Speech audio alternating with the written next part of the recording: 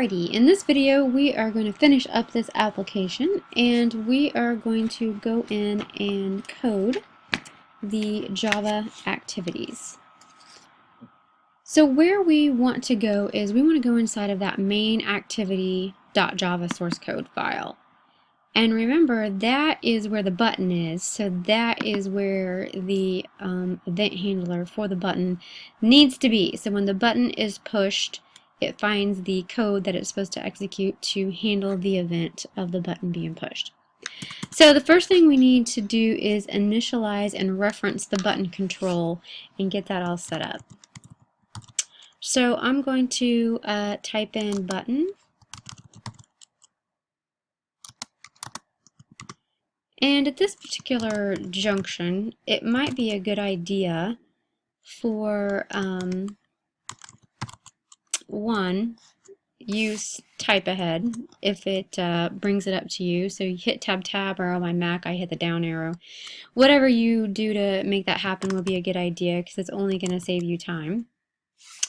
And then the next thing that I'm going to recommend is that also look at the slide deck for this particular application as well, in case you don't catch everything in the video when I'm typing it. Alright, so I have that in there. So again, I'm initializing and referencing my button control, and there's some sort of error, so it's not finding it. So in Java, something that we commonly do is we import different classes into our source code so that it can use the objects that are in there.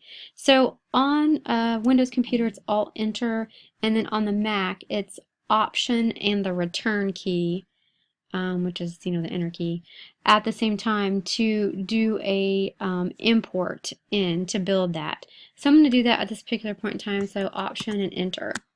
When I do that, you'll see that the little red lines went away, indicating an error, and that now I have this import statement in here, and I'm importing in that button. So now my program is happy and it can find the instance of that button just fine. So my code is going to be happy. Alright, the next thing I'm going to do is I'm going to code the event handler in so that it will know what needs to happen when the event of the button is actually pressed. So I'm going to go ahead and key that in.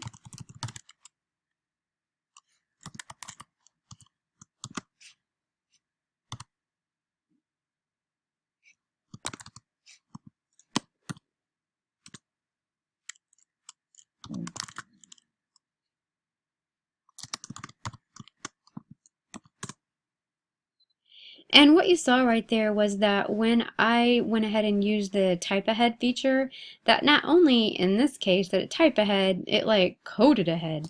And it goes ahead and it puts what I talked about in the lecture video about a stub. So a stub is a piece of code that serves as a placeholder. So it went ahead and not only did it type ahead, but it went ahead and put some information that was auto-generated in there for me. So I have part of that coded up for me. So now what I can do is I can go inside of my curly braces here and I can actually key in what I want to have happen.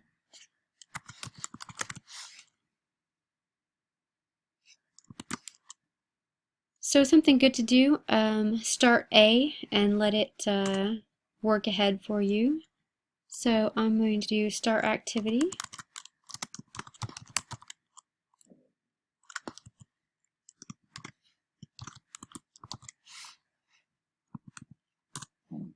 And it knows what I am looking for there.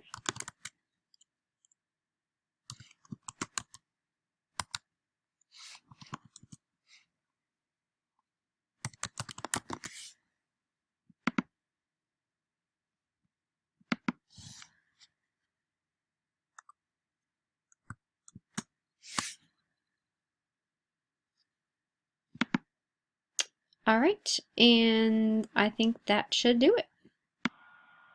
Alright, so what I did was I fired up my emulator and it pops up on the screen. Here's my app, my first activity, bruschetta recipe. Click my View recipe button, and voila, it brings me up to the page with the ingredients and the directions, and then I can go back. So that completes our Healthy Recipes app. I think I might go eat some bruschetta now.